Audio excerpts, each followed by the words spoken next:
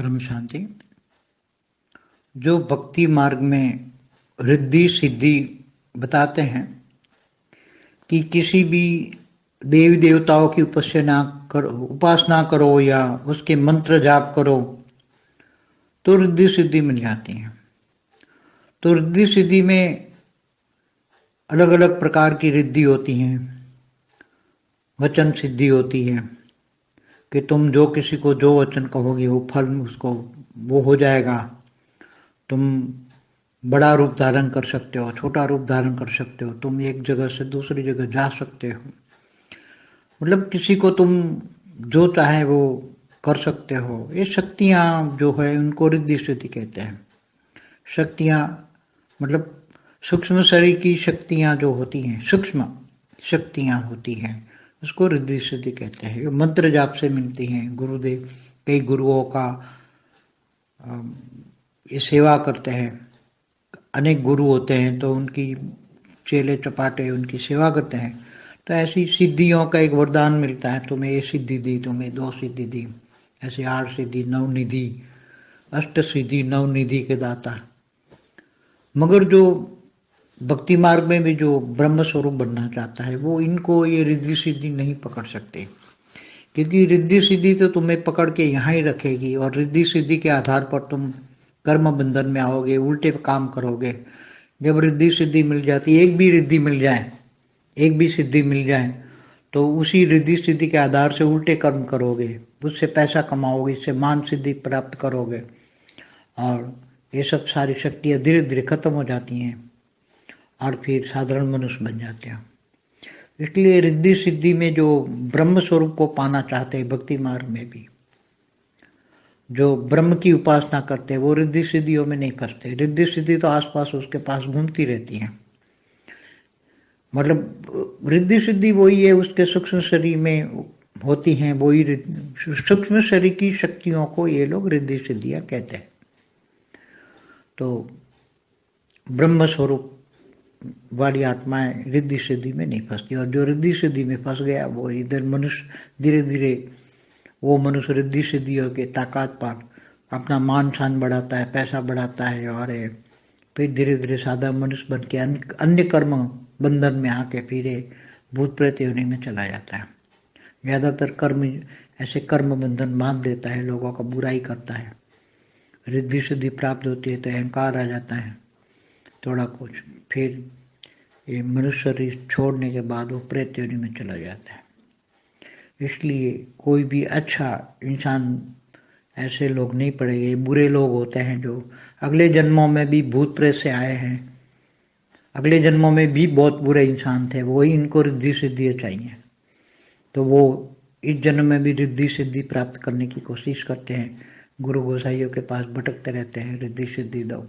कई गुरुओं के पास तो मंत्र जाप करवाते रहते हैं, फिर ऐसे मंत्र जाप से जो जिस मंत्र जाप की होती है तो 5-10 आत्माएं आ जाती उनके पास सूक्ष्म में और उसको बोलते जाओ रिद्धि मिल गई, तो आत्माएं उसको हेल्प करती हैं उस सिद्धि दिलाने में।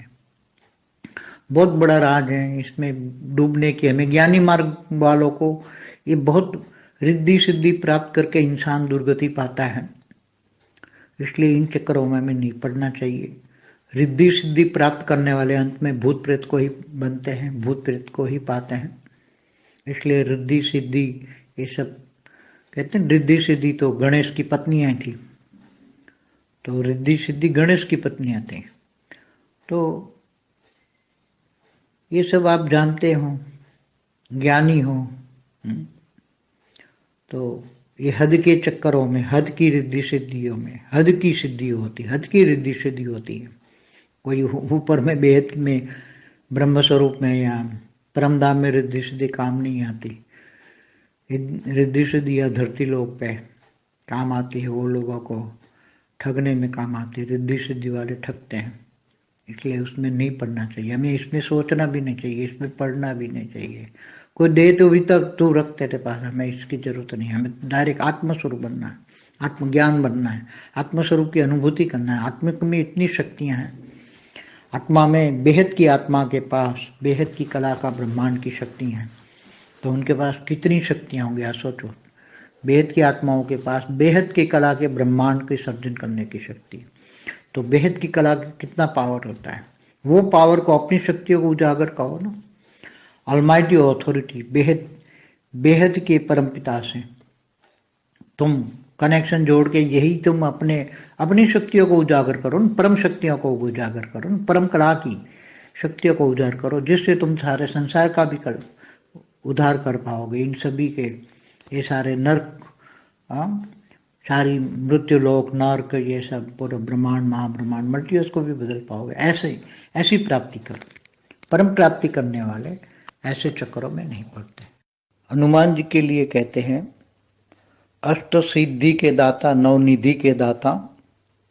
तो अष्ट शक्तियां मतलब रिद्धि सिद्धि जो हैं वो हनुमान जी के पास थी, और वो इनके रिद्धि सिद्धि के काम पर वो अपना रूप छोटा बड़ा करना, कहीं भी जाना, एक पल में पूरे कई गज कई योजन समुद्र को पार कर लेना, छोटा रूप बड़ा रूप, ऐसे कई मतलब असाधारण शक्तियां उनके पास थी। रुद्र अवतार थे, उनके अवतार के पास था। मगर ऐसी शक्तियां मनुष्यों को पास रिद्धि सिद्धि वाली शक्तियां नहीं मिलती। यहाँ छोटे देवी देवताओं की उपासना करते छोटी छोटी शक्तियां मिलती हैं, जिसको रिद्धि सिद्धि कहते हैं। जो जिनको नवनिधि बोलते हैं, नवनिधि अलग होती हैं। वो नवनिधि केवल हनुमान के पास थी, अष्ट शक्तियों के दाता।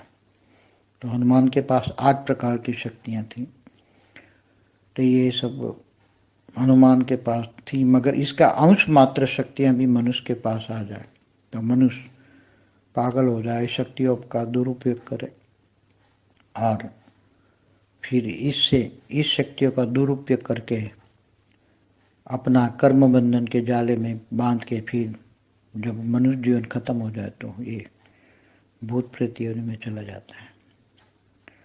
ऐसा मैंने अनुभव किया, देखा है कहीं प्रैक्टिकल में। परम शांति। परम शांति। बापूजी दशरथभाई पटेल तेलुगु ఛానల్ కు బేహద్ పరివారం నాకు ఆత్మిక సోదరి సోదరులకు స్వాగతం। ఈరోజు బాపూజీ రిద్ధి సిద్ధి గురించి, వాటి ఆధ్యాత్మిక రహస్యాల గురించి చెప్తూ ఉన్నారు। సర్వసాధారణంగా మానవులు ఏదో చమత్కారం చూడాలి అని, కావాలి అని, అప్పుడే మేము ఒప్పుకుంటాము ఏదైనా అని అంటూ ఉంటారు।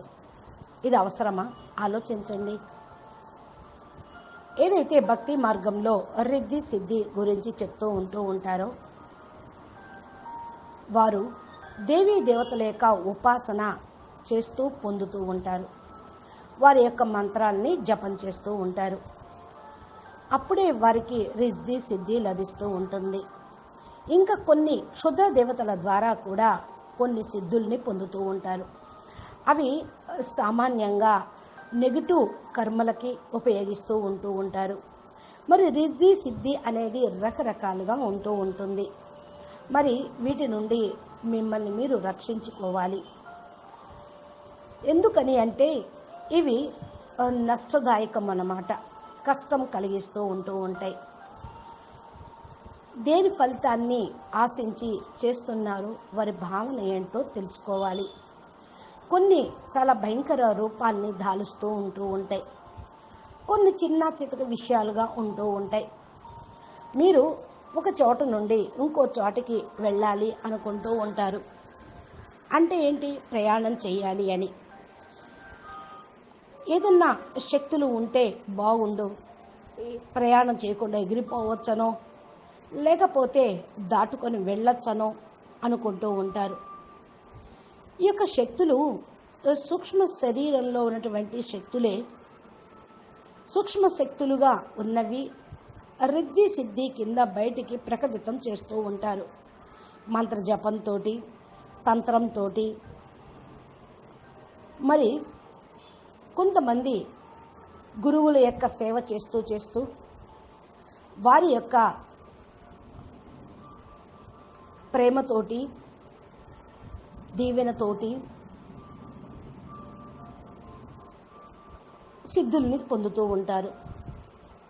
ఈ సిద్ధులు కూడా ఒక రకంగా చూస్తే వరదానమే. కానీ వాటిని ఎలా ఉపయోగిస్తూ ఉంటారు, దేనికి ఉపయోగిస్తూ ఉన్నారో దాన్ని బట్టి మంచివా చెడువా అనేది అర్థం చేసుకోవాలి, నిర్ణయించుకోవాలి. ఇవి అష్ట సిద్ధులు నిధి దాత అని అంటూ ఉంటారు. అంటే భక్తి మార్గంలో ఏదైతే బ్రహ్మ స్వరూపాన్ని కావాలని కోరుకుంటూ ఉంటారో, బ్రహ్మ కావాలి అనుకుంటూ ఉంటారో వాళ్ళు ఈ యొక్క రిద్ధి సిద్ధిని పట్టుకోరు. అంటే బ్రహ్మ జ్ఞానం పొందాలి అనుకున్నటువంటి వాళ్లకు వాళ్ళ పురుషార్థంతో ప్రయత్నంతో సాధిస్తూ ఉంటారు.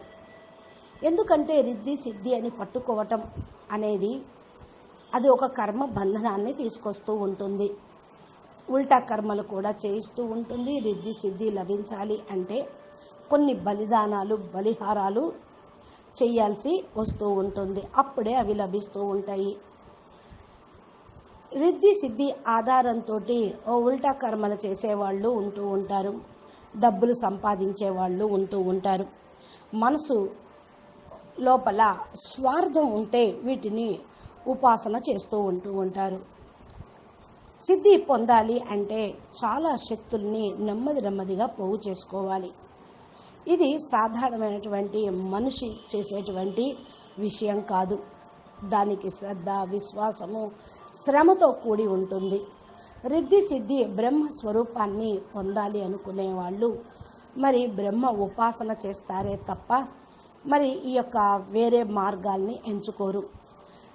రిద్ధి సిద్ధులలో వాళ్ళు ఇరుక్కుపోరు.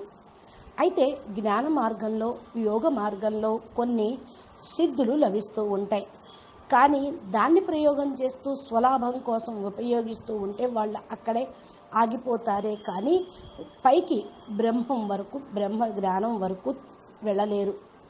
అందుకని ఈ సూక్ష్మ శరీరంలో ఉన్నటువంటి శక్తులునే రిద్ధి సిద్ధి అంటారు. బ్రహ్మస్వరూపం కావాలి అనుకునే వాళ్ళు దీన్ని దాటి ముందుకు వెళ్ళిపోతూ ఉంటారు.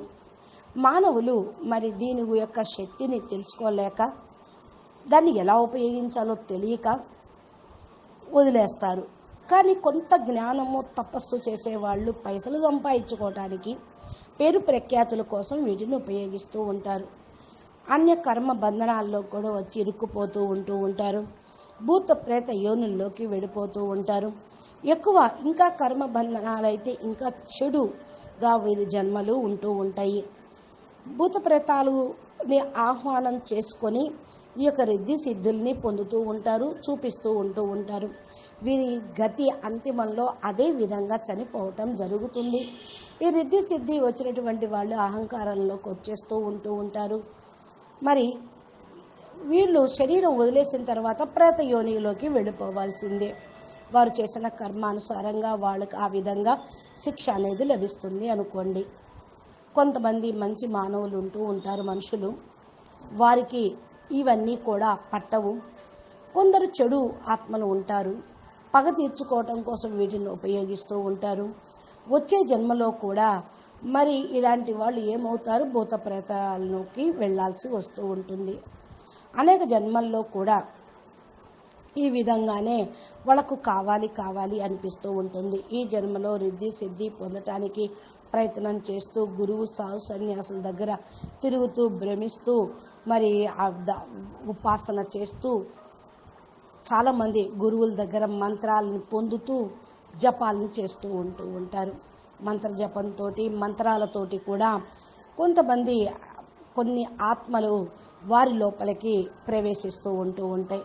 ఇలా సూక్ష్మ జగత్తులోని ఆత్మలు వచ్చి ప్రవేశించి మాట్లాడుతూ ఉంటాయి. వాళ్ళకి ఏదో సిద్ధి లభించింది అనుకుంటూ ఉంటారు. అది కరెక్ట్ కాదు. ఈ ఆత్మల యొక్క హెల్ప్ తోటి వాళ్ళు ఈ యొక్క కార్యక్రమాల్ని చేస్తూ ఉంటారు. ఇది చాలా పెద్ద గొప్ప రహస్యాలు. ఇందులో మీరు ఇరుక్కుపోకండి. జ్ఞాన మార్గం అనేది రిద్ధి సిద్ధి ప్రాప్తి పొందటానికి కాదు, స్వయం మిమ్మల్ని మీరు తెలుసుకొని, విశ్వాన్ని తెలుసుకొని, ఆత్మల యొక్క రచయితను తెలుసుకొని, విశ్వపితను గుర్తించటానికి. రిద్ధి సిద్ధి ప్రాప్తి పొందటంతో అంతిమంలో భూత ప్రేతాలుగా అవుతారు. భూత ప్రేత యోనిగా అవ్వటము అంటే ఇవన్నీ కూడా మరి మానవ జీవితాన్ని వ్యర్థంగా పోగొట్టుకున్న దానికే గుర్తు అని చెప్పాలి. ఇంకొకటి సిద్ధి వినాయక, రిద్ధి వినాయక అని మనకు పూజలు కూడా చేస్తూ ఉంటారు. సిద్ధి బుద్ధి ఆయన యొక్క పత్నులు అని చెప్తారు. ఎవరికి? గణేశుడికి. మరి అయితే మరి దేవతలకి గణేశుడు పత్నులుగా ఉంటారా వీరు? ఆలోచించండి. ఇవన్నీ కూడా మీరు జ్ఞానంతో తెలుసుకోవచ్చు. హద్దులోని విషయాల్లో మీరు ఇరుక్కుపోవద్దు. ప్రతి ఒక్క రిద్ధి సిద్ధి వెనకాల స్వార్థమే ఉంటూ ఉంటుంది. ఎవరైనా సరే బేహద్దులో బ్రహ్మస్వరూపంలోకి, పరంధామంలోకి వెళ్ళాలి అనుకున్న వాళ్ళు, పరంపదాన్ని పొందాలి అనుకున్న వాళ్ళు ఈ రిద్ధి సిద్ధి యొక్క జోలికి పోరు. రిద్ధి సిద్ధి ఎక్కడైతే ఉంటారో పొందుతారో వాళ్ళు ఈ భూమి మీద వరకు మాత్రమే వారి పనులు, వాళ్ళ ప్రాప్తులు వాళ్ళకు లభిస్తూ ఉంటాయి. అంతేగాని ఊర్ధ్వలోకాలకి పోలేరు, పరంపదాన్ని పొందనూ లేరు, ఆత్మముక్తి అంతకంటే పొందనూ లేదు. కాబట్టి మీరు ఏదైతే ఇప్పుడు ఆలోచిస్తూ ఉన్నారో వీటి గురించి అది అంతా టైం వేస్ట్, ఎనర్జీ వేస్ట్. ఇది మానవులు చేయాల్సిన పనులు కావు. దీంట్లో ఇరుక్కుపోవద్దు. మీరు మీ దగ్గర ఉన్నటువంటి ఆత్మశక్తిని పెంచుకోండి, ఆత్మను జాగృతం చేసుకోండి. డైరెక్ట్గా మనం ఆత్మస్వరూపంగా కావాలి, ఆత్మజ్ఞానిగా కావాలి, ఆత్మ యొక్క అనుభూతి పొందాలి. ఆత్మలో శక్తుల్ని జాగృతం చేసుకోవాలి. ఆత్మ బేహద్దు ఆత్మగా అయితే బేహద్దు కళా పరంధామం యొక్క శక్తులు వస్తాయి. మీ దగ్గర ఎన్ని శక్తులు ఉన్నాయో మీకు తెలియదు, కానీ మీరు వాటిని సంకల్పం చేస్తే అది మేల్కొంటూ ఉంటాయి. మీ శక్తులు మళ్ళా మీకు తిరిగి వస్తూ ఉంటాయి. మరి శక్తులు కనపడకుండా ఉండటానికి కారణం ఆత్మ లోపల అనేక ఆవరణలు ఉంటాం. బేహద్ ఆత్మల దగ్గర బేహద్ కళ బ్రహ్మాండాలను రచన చేసే అంత శక్తి ఉంది. బేహద్ కళ బ్రహ్మాండం అంటే ఎంత పవర్ ఉంటుంది, ఎంత పెద్దదో ఆలోచించండి.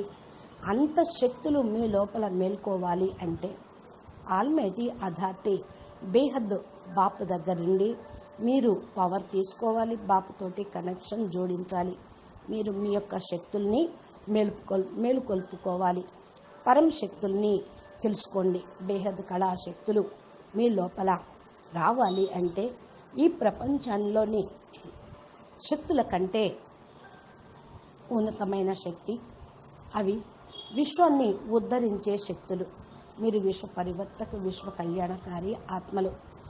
ఇవి దీనికోసమే నరకం నుండి, మృత్యులోకం నుండి బయటికి తీసుకొని వెళ్ళేటువంటి శక్తులే ఆధ్యాత్మిక శక్తులు. బ్రహ్మాండము, మహాబ్రహ్మాండము, మల్టీ యూనివర్స్ను కూడా ఆధ్యాత్మిక ఆత్మ బేహద్ పవర్ తోటే మార్చగలుగుతూ ఉంటారు. దీన్ని పొందాలి అంటే ఈ స్థూలమైన ఈ రిద్ధి సిద్ధి వెనకాల, గురువుల వెనకాల, తాంత్రికుల వెనకాల మీరు పడవద్దు. హనుమంతుడికి కూడా అష్టశక్తులు ఉంటాయి. అష్టసిద్ధికి దాత, నవనిధి దాత అంటారు. ఆయనకి అష్టశక్తులు ఉన్నాయి అంటే మరి ఎలాగ పొందాడు? ఆయన భలే రుద్రావతారము, దేవతల యొక్క పవర్స్ అంశ ఉన్నది కాబట్టే ఆయనకు లభించింది అనుకుంటూ ఉంటారు. ఆయన ఏం సాధన చేశాడో మనకు తెలుసు. భక్తితోటి కూడా పొందాడు. ఆయన మనసులో ఎప్పుడు రామనామ జపం ఉండేది. పరమాత్మ రాముణ్ణి భగవంతుడుగా భావించాడు. అప్పుడు ఆయన పొందగలిగాడు. ఒకే ఒక్క స్మృతి అనేది అవ్యభిచారి స్మృతిగా ఉండాలి. అందుకనే ఆయన ఒక్క అడుగులోనే సముద్రాన్ని కూడా లంకించి వెళ్ళగలిగాడు అంటే అంత పవర్ ఉంది ఆయన దగ్గర. లఘుమ మరి గరిమ అనేటువంటి శక్తులు కూడా ఉన్నాయి అని చెప్తారు. అవే కాకుండా చాలా శక్తులు ఉన్నాయి. అష్టశక్తుల గురించి కూడా మీకు చెప్పడం జరిగింది. మరి ఈయన సామాన్యుడు కాదు కాబట్టి ఆ శక్తులు ఉన్నాయి. సామాన్య మానవుల దగ్గర ఈ రిద్ధి సిద్ధి శక్తులు అనేవి ఉండవు. చిన్న చిన్న దేవతలను ఉపాసన చేస్తే చిన్న చిన్న శక్తులు లభిస్తూ ఉంటాయి. దాన్నే రిద్ధి సిద్ధి అని అనుకోవద్దు. మరి నవనిధి దాత అంటే నవ విధులుగా భక్తి చేస్తూ ఉంటే భక్తికి ఫలితం జ్ఞానం లభిస్తుంది, అష్టశక్తులు వస్తాయి అంటారు. అష్టశక్తులు అంటే ఇది రిద్ధి సిద్ధి కాదు, దేవతా శక్తులు, మానవుల లోపల ఉండే శక్తులు. హనుమంతుడి దగ్గర 8 రకాల శక్తులు ఉన్నాయి అంటారు. మరి దీని యొక్క అర్థం మీరే తెలుసుకోవచ్చు. ఒకవేళ అంశ మాత్రమైన శక్తి మానవుడి దగ్గరికి వచ్చేస్తే ఆయన యొక్క శక్తి మానవుడు పిచ్చివాళ్ళు అయిపోతారు. ఆ శక్తుల్ని దురుపయోగం చేస్తూ ఉంటారు. ఈ శక్తుల యొక్క దురుపయోగం మీ యొక్క కర్మ బంధాన్ని తయారు చేస్తూ దాంట్లో ఇరికింపచేస్తూ ఉంటుంది. మానవుల జీవితమే సమాప్తమవుతుంది అప్పుడు. అందుకని వెంటనే వాళ్ళు భూత ప్రేత యోనిలోకి వెళ్ళిపోతూ ఉంటారు. ఇలాగా మీరు ఎన్నో చూసి ఉంటారు. నాకైతే అనుభవం, నేను అన్నీ చూస్తూ ఉన్నాను అంటున్నారు బాపూజీ.